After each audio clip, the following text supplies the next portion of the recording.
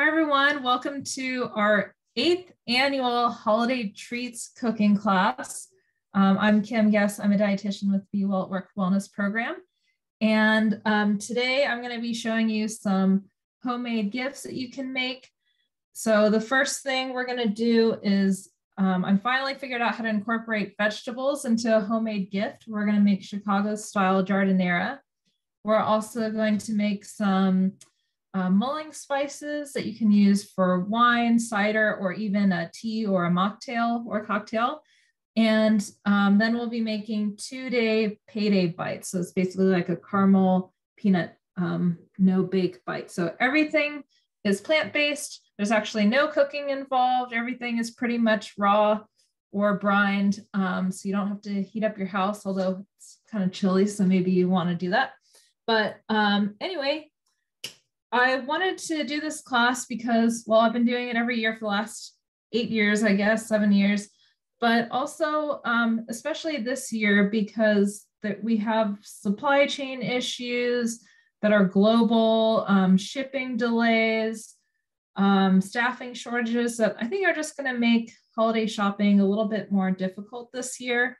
Plus, homemade gifts can be a little more thoughtful, they can be more affordable, more sustainable, and they're just fun to make. So a lot of these ingredients can be bought at the farmer's market, at stores that have bulk sections like Berkeley Bowl or Sprouts. And some of the ingredients maybe you'll even be able to find in your yard or neighbor's yard. The other thing I want to mention is that everything here will last at least 2 weeks, so they don't necessarily have to be given away immediately. Okay, so the first thing we're going to make is called Chicago-style jardinera. It's basically a kind of pickled, oily, hot pepper vegetable mix, and there's a lot of different ways to make it. There's Italian-style jardinera that is bigger pieces of vegetables, more vinegar, less or no oil, and is often served as part of an appetizer. But the type that we're making today is more of a condiment. So the vegetables are chopped smaller. There's usually more oil or no oil, and it's going to be spicy. But if you don't like spicy or giving it to somebody who doesn't want it to be hot, then I'll show you how you can make it pretty mild, actually. Okay. So basically what we're going to do, it takes a couple days to make this, but it's not a lot of labor. So we are going to chop up the vegetables, brine them for 12 hours in the fridge in a salt solution, rinse and drain it, and then create a marinade and let them sit in the marinade for at least 2 days. That way it gets all that really good flavor. Even better if you can let it sit for a week. So this is a great thing that you can make a week or so ahead of time if you want to give it to somebody as a gift. So first, we're gonna get a big bowl that we're gonna put all of our vegetables in, and we're gonna start cutting everything up pretty small. So I'm gonna use 2 carrots. So first I'm gonna go ahead and peel these. And I already washed all my vegetables.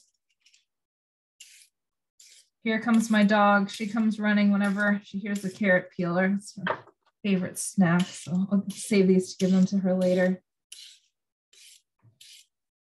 Okay, so the reason why I wanted to make this recipe is I actually worked at a sandwich shop in high school called Potbelly. I don't know if anybody's heard of it, or anybody maybe from the Midwest or the East Coast.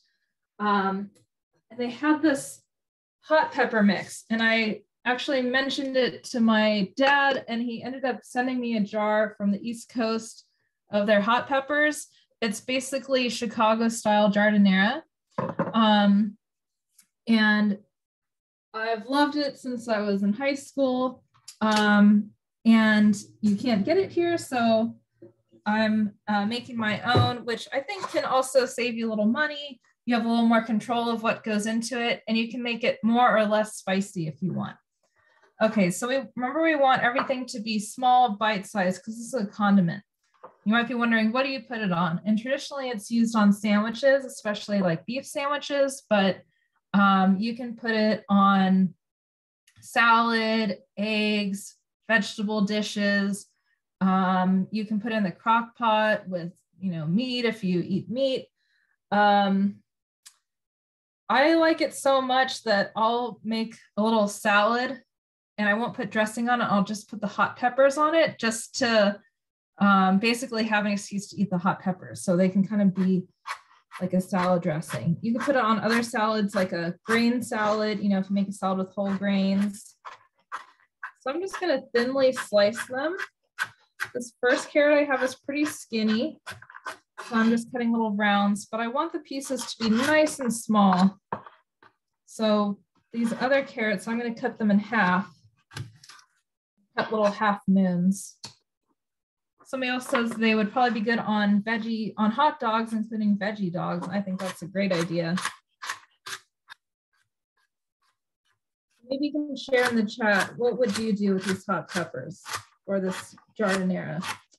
Maybe you don't know yet because you haven't really seen what it looks like. So wait till you get a better idea. Okay, so 2 carrots. I'm gonna throw these into my big old bowl. And I'm actually gonna make a double batch of this. I'll make the other half of the batch later after this, but I'm gonna be giving some of this away as a gift, but I also want quite a bit for myself actually. So I'm going to be making some extra. All right, and then we're going to add some celery, just 1 stalk. You can add more if you'd like.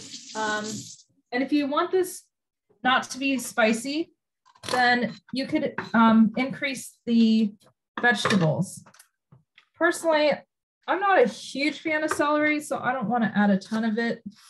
But the cool thing about it is you can really customize this however you want. So I'm just going to cut it into little slices, kind of like half slices.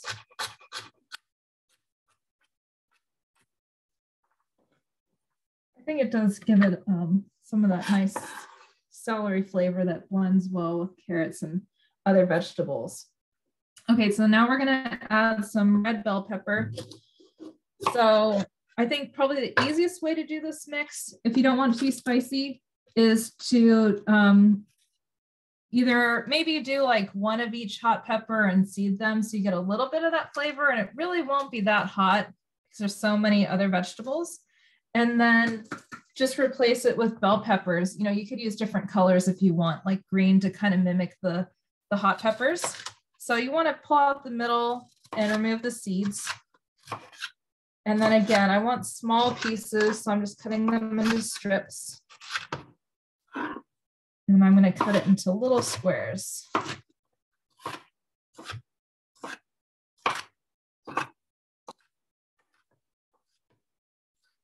So there's a lot of different ways to make giardiniera. I already said there's like the Italian version, and then there's Chicago style. And you can make it with varying amounts of oil or vinegar, different vegetables. Giardiniera actually means gardener in Italian. So it's kind of a way to preserve, vegetables from the garden. So you can think of it that way. So some recipes call for different types of vegetables or gherkins, little pickles. I'm going to be adding some olives to mine, but if you don't like olives, you can leave them out. So feel free to do this how you want. Okay, and then next we're going to add the peppers. So again, since I want mine to be spicy, I have 4 jalapenos and 4 serrano peppers. And a lot of the spice is in the middle and in the seeds. So if you want to be less spicy, then just make sure to remove the seeds, but be careful because if you get on your fingers, it can kind of burn your fingers. You don't want to touch your eyes or anything. You might burn your eyes. So maybe wear gloves to be careful, or, don't scoop out the seeds with your finger and get under your nail. Use a spoon or something just to avoid those spicy oils. Okay, so I think since I'm going to give this as a gift, I'm not going to be too cruel and make it too spicy. So I'll maybe remove the seeds from about half and then leave the other half. So I'm going to cut off the tops, and then I'll use a spoon. You can see the seeds there in the overhead camera. Just going to scoop those out. A little less spicy. But if you do like spicy, there are actually potentially benefits of eating spicy food. So some studies show that hot peppers actually reduce the risk of dying from heart disease, cancer, or even any cause. So they seem to reduce mortality. And hot peppers might have anti-inflammatory, anti-cancer, and even blood glucose regulating effects. And a lot of those benefits are attributed to capsaicin, which you may have heard of. That's what makes hot peppers spicy.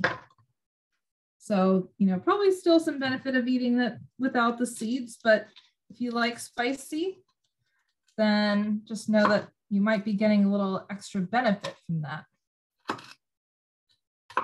And if you don't like spicy, but maybe you're interested in increasing your spice tolerance, that can also happen over time. So you can just kind of gradually increase your intake of spicy foods. But some people do have a sensitive stomach and they feel like their stomach gets a little irritated when they eat spicy. So if that's the case, then, you know, maybe not worth it. Okay, so there's 2 jalapenos.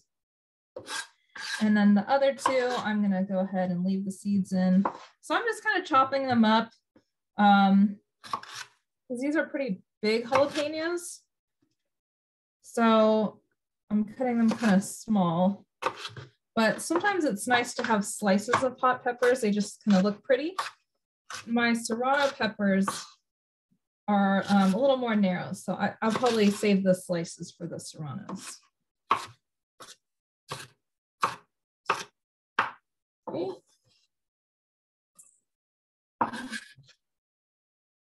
So I also already added the carrots, which, as you may know, are high in vitamin A, which is why they say they're good for your eyes. And when you buy them in the store, you want to look for, if they have the greens attached, bright green tops.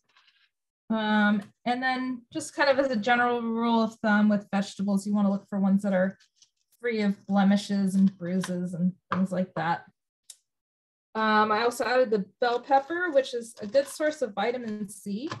We always think of actually oranges for vitamin C, but there's other fruits and vegetables that have quite a bit. So especially the red bell peppers are a good option. Make sure you're getting enough vitamin C. And when you're choosing, what was I talking about? When you're choosing bell peppers in the store, also look for ones that are heavy for their size and have bright, shiny skins. And they'll store in the crisper in your refrigerator for 3 to 5 days. Okay, so I seeded half of the serranos. And then these 2, I'm gonna leave unseeded, and I'm gonna cut them into little slices because I think it looks kind of nice. I'm gonna cut them fairly thin so they soften. This version is not being cooked at all. I've made other versions of giardiniera where you kind of lightly simmer the vegetables in the vinegar solution, but I really like it this way with a little bit of crunch. So all we're doing is brining and marinating them to add the flavor and, you know, soften them up a little bit. Okay, so next we're gonna add the cauliflower. We need just 1 cup, and we want really teeny tiny florets. So cut it in half, cut out the stem. And then again, we want this to be bite-sized. So these little crumbly bits that kind of naturally just fall off are perfect. But then the other pieces you can just cut them up really small. I'll sometimes just cut out some of the stem and, you know, save it for later, or just compost it, give it to the dog, whatever. Probably won't give her this because it might be covered in spicy stuff. So I'll just probably compost it. Little tiny florets. I originally kind of worked on this recipe from memory years back of eating these hot peppers. And I thought I remember bigger chunks of cauliflower, and they may have changed the recipe over the year, but when I tried the jar that I just had, it was almost like the cauliflower was riced, really tiny. So you could probably even just buy a bag of riced cauliflower if you want and throw it in there. But if you make the Italian style, again, everything's bigger pieces. So you would want nice, larger cauliflower florets. Okay, so I probably added about 2/3 of a cup already. So I just need a little bit more. Bring everything up. That should be about a cup. Let's save that for later. And cauliflower, you may know, is a cruciferous vegetable, along with vegetables like kale and Brussels sprouts, cabbage, broccoli. They're all a little smelly, but the smelliness is a good thing. It gives it a nice kind of pungent flavor, but also that odor is related to antioxidants that may reduce risk of various types of cancer. Cauliflower also is high in vitamin C. And when you buy it at the store, you want it to be nice, creamy white. You don't want to see a lot of bruising. If it's kind of separated looking, it's probably a little old. So you want these nice, tight little florets. And that will keep in the fridge for 4 to 7 days. If it's in plastic wrap, you could remove it and store it just uncovered in the crisper, or in a loosely sealed bag with paper towels to help absorb the moisture. Okay, so let's see. I think that's all the vegetables. So I have them all in here. Just stir so you can see everything. You can see we have some nice colors: white, orange, red, green. Now we're gonna make a brine. So brine is a salt solution. It's very salty, so it's just meant to get the salt kind of into the vegetables, but we definitely want to rinse it and drain it and rinse it when it's done to remove the excess salt, because the recipe calls for 1/3 cup. I find that that's a lot. This time I'm just going to go ahead and try a 1/4 cup. Salt's a little chunky. There we go. So I think this should be fine.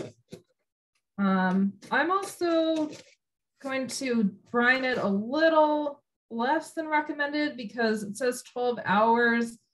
I've done it for more by accident, and I found it was just way too salty. And since this class is at noon, I don't want to wake up or stay up till midnight. So I'm just going to let it brine for maybe 9 or 10 hours. So then you're just going to cover it with water, probably about 2 cups of water.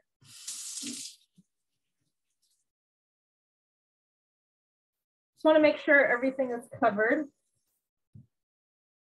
Make sure, oops, everything is covered so that it all gets brined. And then I'm going to cover it. I'm going to try to show you some of my favorite, excuse me, kitchen gadgets and things in case you're looking for ideas for holiday gifts. These are silicone lids that you can use in the microwave and the fridge. I think you can even use them in the oven. I typically don't, but it's actually sticking to the bowl. It's a little scary, but I'm holding it just by the lid and it's holding the bowl. I don't recommend doing that. I'm just showing off, but it's pretty cool. It does a nice tight seal. So this brand is called Charles Fianson, but there's a few different brands that make these silicone lids.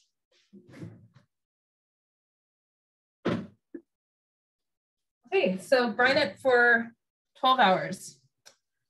So once it's brined, then you would, I can't show this obviously, you would drain it, rinse it really good, and then you make your marinade. I'm just gonna go ahead and make the marinade in a big jar, and then I'll cover it when it's ready in, sometime tomorrow probably.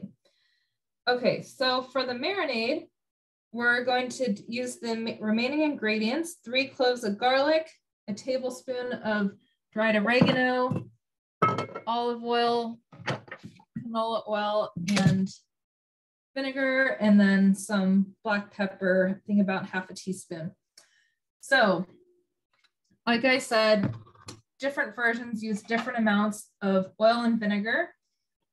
You can make this without any vinegar, but it will probably spoil faster. It also adds a nice bit of acidity. So I recommend adding at least some vinegar here. So I'm going to add half a cup of just plain old white vinegar. You can use, apple cider vinegar or something fancier if you want. And then I'm also going to add half a cup of extra virgin olive oil. I think it gives it a nice thickness and color and taste, but I don't recommend using 100% olive oil in this recipe. I think it's good to use a little bit of a different type of oil because you store this in the refrigerator and olive oil becomes solid in the refrigerator. So it's harder to eat if it's solid. You got to let it sit out at room temperature. So I would do about a cup of another type of kind of neutral oil that doesn't get solid at room temperature, like canola oil. I'm using a sunflower oil here, but you could also add like safflower oil or maybe avocado oil, some other type of neutral cooking oil. Yeah, grapeseed maybe. I know grapeseed is kind of similar to olive oil. I don't know if it becomes solid in the refrigerator, but that's a good one too. Okay, so we have our liquids in here. And now we're gonna add 3 cloves of garlic. I'm actually going to add these later, but again, the olives are optional, but I have garlic stuffed olives. So to avoid making it way too garlicky, I think I'm just gonna do 2 cloves of garlic in the marinade because there's gonna be a bunch of garlic in the olives and nothing wrong with that. Oops. Sticky. Okay, so 2 cloves.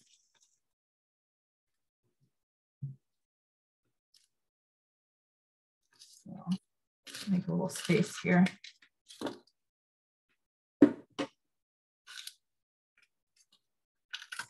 Press down to release them.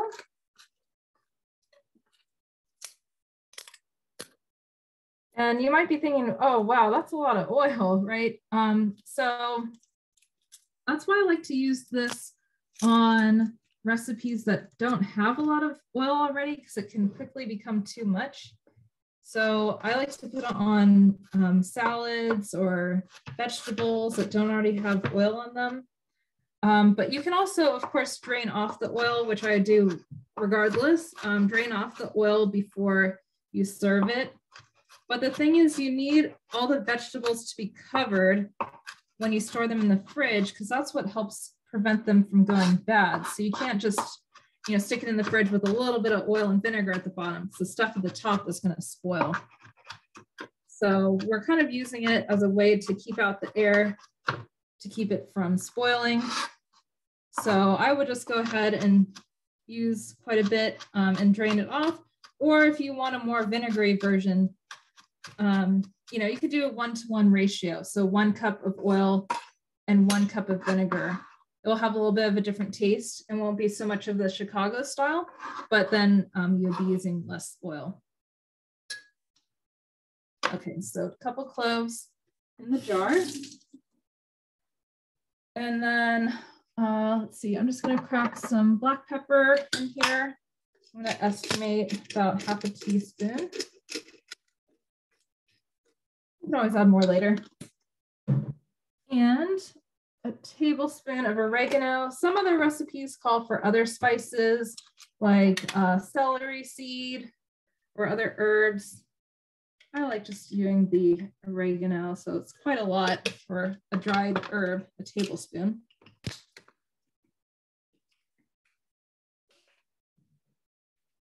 I'll regret later. Okay, so then we're gonna pour everything in here. The reason why I like to use jars for things like this is you don't have to stir. You can just kind of shake it up. And then I'm gonna let that sit for a day or so before I make the whole mix while the vegetables are brining. Okay, so I think we're done with the cutting board. Let's get rid of that. And now we're gonna make the other two recipes. All right, so first thing we're gonna do is make the Payday Bites. This recipe is from a blog called Minimalist Baker. And Paydays are a type of candy bar that's like sticky caramel with peanuts on the outside. So this recipe is really easy. There's only basically 2 ingredients. There's no cooking involved. And they're really fun. And they could be given as a gift, or you could bring them to, holiday gathering, or you can just eat them yourself if you want. And they'll last in the freezer for up to a month or so. So if you make a big batch and can't eat them all, you can just freeze them. Okay, so the first thing we're gonna do is grind up the peanuts a little bit. So this recipe calls for 1 1/4 cup. I have a couple of different packages of peanuts here. So I'm gonna do a 3/4 cup just to get us started. 3/4, and then let's see, oops, I also need 1/2 cup, but I already used that. So I'll just use a 1/4 cup. So you want roasted and salted peanuts because salt's gonna give it a little bit of nice flavor. And you want them to be roasted so they're cooked. And both of these ingredients, if you have a store near you where you can buy bulk ingredients in your own containers, you can make these a little more sustainably. This is just like a little container I saved, and I went to Berkeley Bowl, and they weren't letting you do this for a while during the pandemic, but you go and they take the tare weight of your container, you fill it up, write down the number, and then they weigh it again, and then you're not creating any extra waste. Okay, so now the peanuts, we're just gonna loosely chop them in the food processor. So if you don't have one, you could do this by hand, but probably the step with the dates would be a little tricky if you don't have a food processor. So maybe if you don't have one, you can ask for one as a holiday gift. I use mine all the time. It's so handy. A lot of our recipes call for one. So certain things you can make in a blender if you have a really good high-powered one, especially when there's a lot of liquid, but I don't think it'd be so great at doing something like chopping peanuts. So I'm just gonna pulse this a few times, and I'm gonna mute myself so you don't have to listen to it.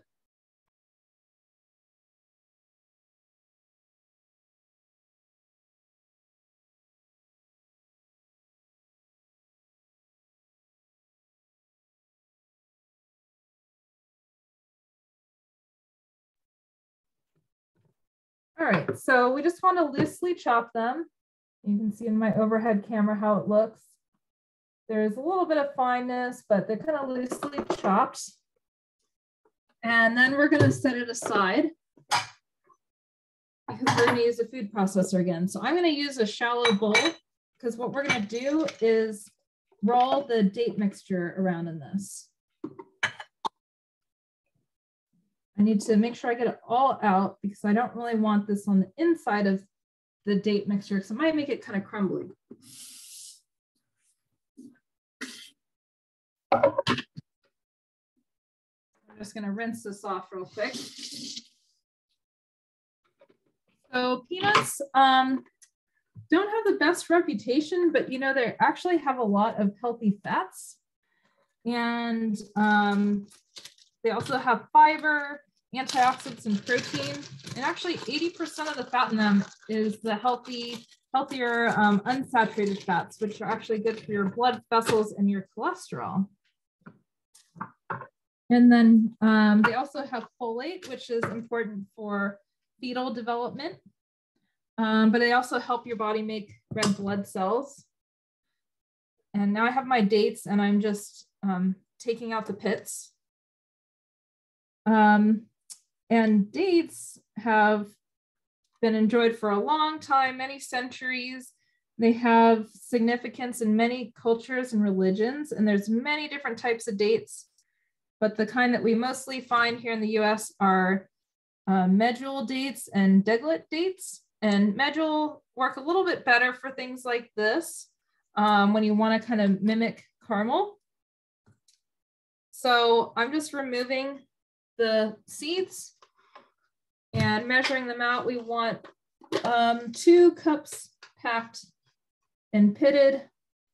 Each cup contains about 19 dates, so we need quite a bit. These ones I have are really big and juicy, so I probably don't need, 38 dates.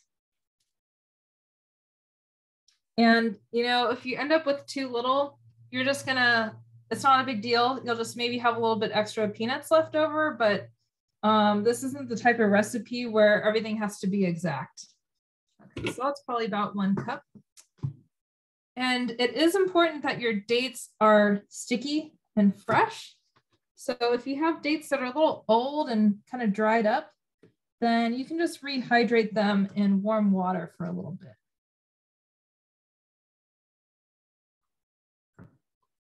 You can also buy them already pitted if you want to skip this step, but it just takes a minute.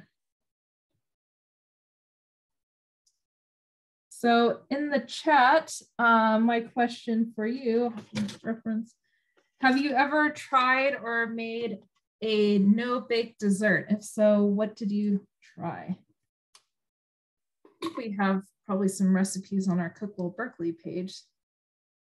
And like I said, we've been doing this class for, this is the 8th time we've done this holiday treats class.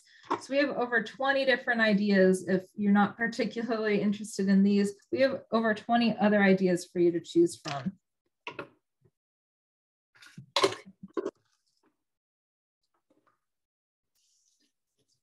A little bit sticky, but that's a good thing. That's why this recipe actually works. So now we're gonna use the food processor again, and we're gonna puree it until a sticky ball forms. It doesn't have to be super, uniform or anything, but we do need to chop them up quite a bit. So let's see.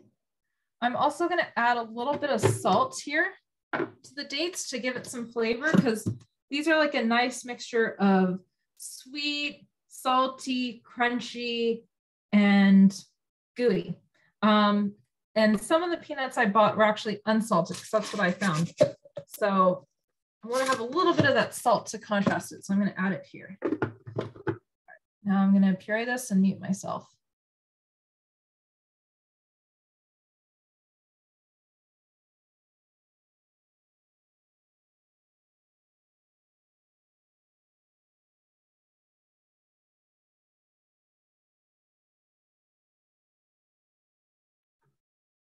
All right, at some point you can see it's just going to form a big sticky ball, and it's just going to spin around the food processor. That means it's probably pretty much done. I don't see any big chunks in here, so I think it's ready. I'm going to stick this in another bowl. And yes, it's going to be sticky, but again, that's what we want. And after we coat it with peanuts, it's not going to be sticky anymore. So I actually have this little cookie scoop that I'm going to use so they're fairly uniform. They're going to roll it into a ball. And we have the peanuts here, just roll it around. You might have to kind of press into it a little bit to encourage the peanuts to stick.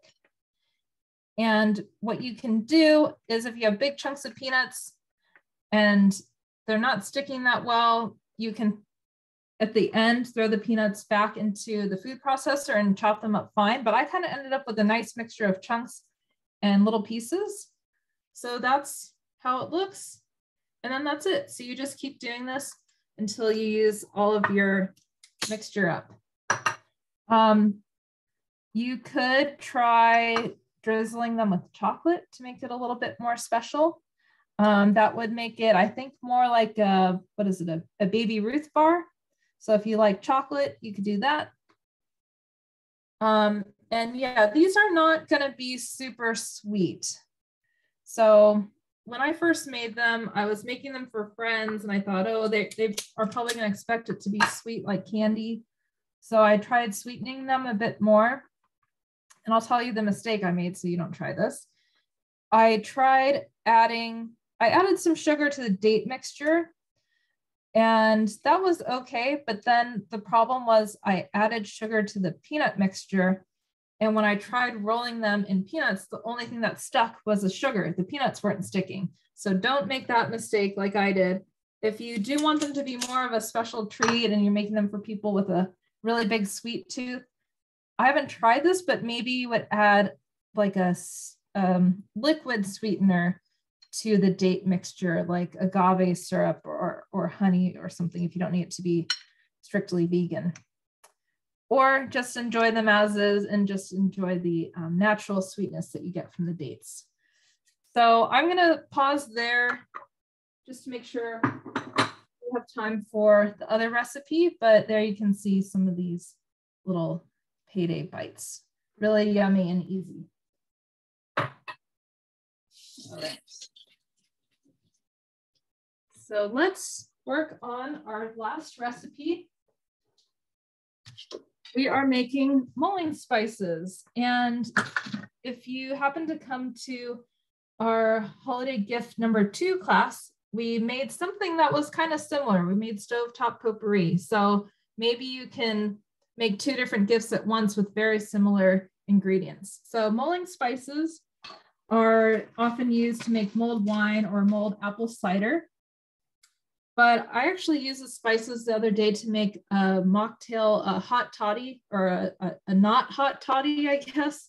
That was just some herbal tea. I used this, how do you say, rooibos tea that's herbal, and simmered the mulling spices and added some lemon. So different ways that you can make this. But the first thing I'm going to show you how to do is actually making your own dried orange peel, which I also did in the holiday gifts class last month.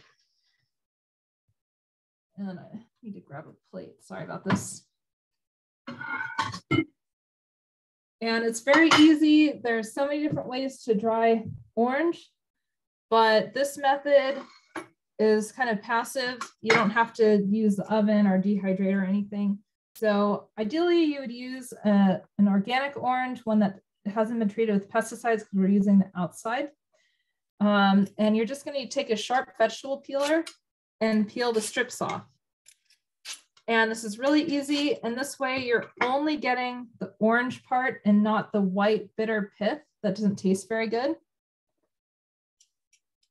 So, and then for this recipe, we're just gonna kind of chop it up anyway, so it doesn't have to look perfect.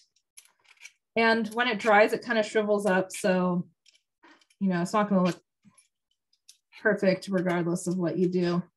But in the other class, we made some stovetop potpourri with orange peel. This also works with other types of citrus. So you could also add lemon. In fact, the recipe for this one calls for lemon.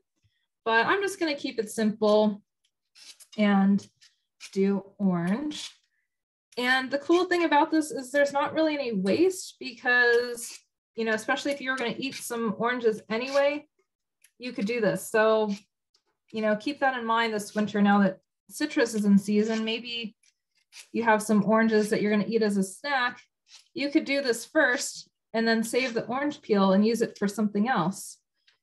You can use it to make citrus salt or citrus infused oil or whatever you'd like. You can even grind it up into a powder once it's dried and use it as a flavoring. Okay, so then just make sure it's kind of in a single layer and let it sit out in a warm place for 2 to 3 days and it'll dry up.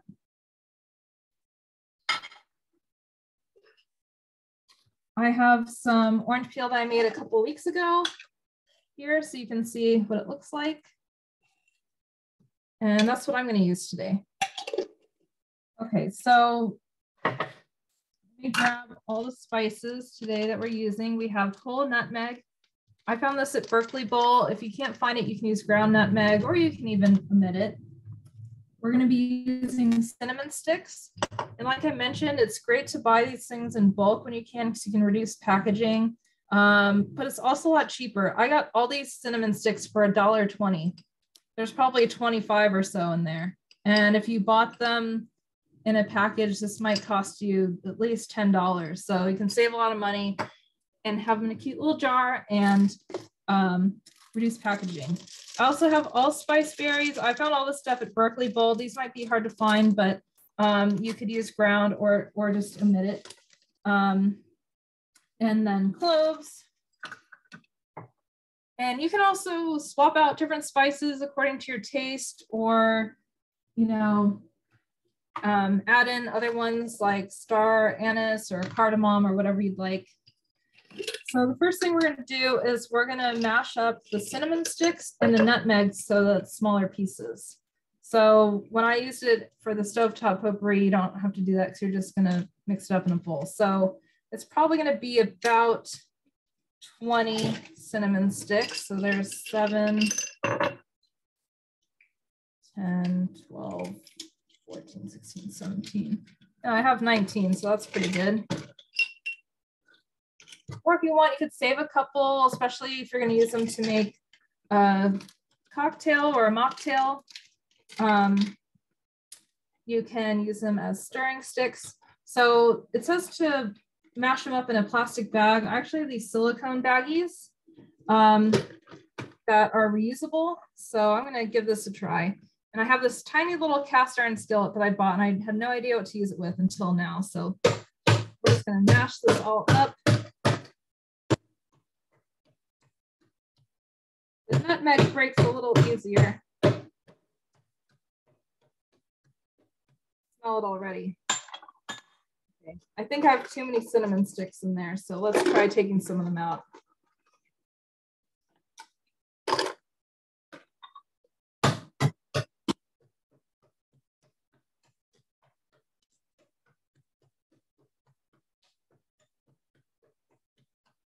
It's pretty fun.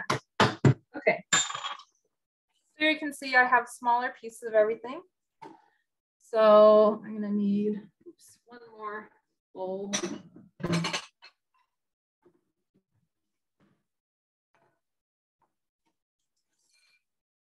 Pour that in there.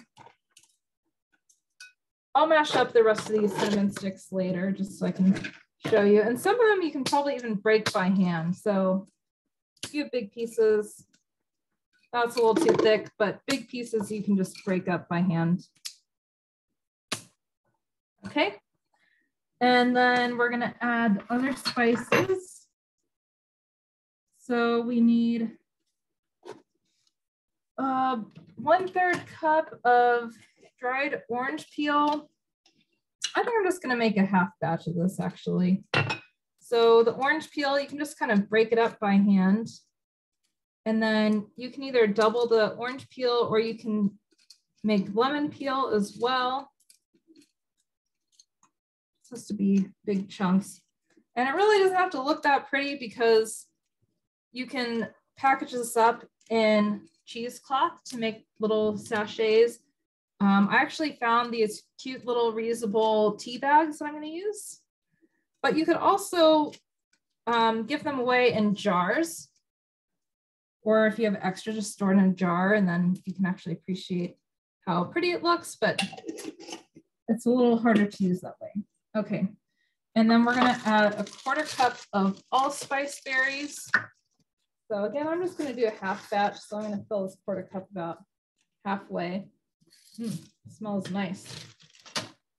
And then 1/4 cup of cloves, which again, I'm gonna cut in half. So half of that 1/4 cup, really fragrant. So don't go overboard on the cloves. And then a tablespoon, well, 2 tablespoons, I'm doing half. So 1 tablespoon of crystallized ginger. And I found this nice little pieces, but if you find bigger chunks, then just go ahead and cut it up. gonna give that a stir by hand and break up the cinnamon stick a little bit more. You can see that's how it looks. And I found these cool little reusable tea bags that are cotton. I found them at a little kitchen store in Oakland, but I've also seen them sold at Berkeley Bowl, and you might be able to find them online too. And I just want to fill up each one with about 2 tablespoons of mixture. I'm just going to do a little by hand to make sure I get the big chunks of nutmeg and enough orange in there. And each little bag should be enough to flavor 1 bottle of red wine, a ½ gallon of apple cider, or you can make a bunch of kind of like mulled tea, or again, that non-alcoholic hot toddy that I mentioned. Usually that gets lemon and some kind of sweetener like honey. And then I made mine with a herbal tea. And then we're just gonna tie that up. So when you go to make it, you throw this in with either the cider or the wine, steep it for 20 to 30 minutes and serve warm. Usually the wine has a little bit of sweetener added, but not the apple cider because it's sweet enough as is. And then when they're done, they can just discard it. If they're using something like this, they could empty the spices into the compost and reuse the pouch. Maybe it might turn a funny color, but that's okay. And if it's 100% cotton cheesecloth and 100% cotton string, they could compost the whole package if you want to try making it with cheesecloth. So another idea is to give it with a bottle of wine. So if you're going to use wine, you want to use a bold red wine. Nothing too fancy because the mulling is going to cover up any of those nice subtleties. So don't spend a ton of money on a nice bottle of wine. So some recommended types of wine are Malbec, Zinfandel, Syrah, or Shiraz. Or maybe a blend of some of those because blends tend to be a little bit cheaper. And that is everything. I wanted to quickly show you a few other gift ideas. This one is actually from Nicole's holiday gift class. It's a homemade mug that you can use with Sharpie, or you make with Sharpie pens. So it might go kind of nice with the mulled spices, the mulling spices. This is one I had left over from last year. It's curried lentil soup. It has all the spices and lentils in there. They just dump this in a pot with 7 cups of water, and half an hour later, they have a huge pot of soup. And I think that was it, actually. But again, we have tons of other ideas on our Cookable Berkeley page, so check it out. Oh, Amy said she made the soup and gave it as gifts, and people loved it, so thank you. All right, so we'll stop the recording, but I'll stick around for questions if you have any.